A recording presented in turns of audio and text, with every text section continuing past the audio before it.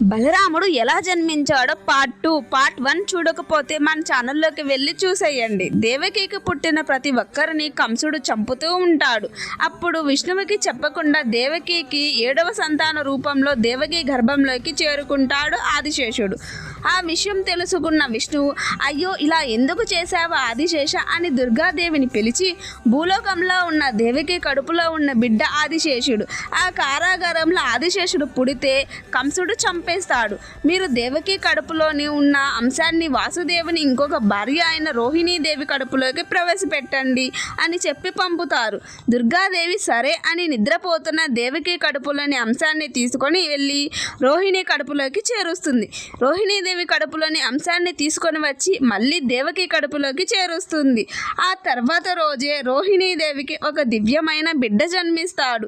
అతనే బలరాముడు. బలరాముడు ఇలా జన్మించారు. శ్రీకృష్ణుడు మీకు ఇష్టమైతే జై శ్రీకృష్ణ అని కామెంట్ చేయండి. ఇలాంటి యూస్ఫుల్ కంటెంట్ కోసం మన ఛానల్ సబ్స్క్రైబ్ చేయండి.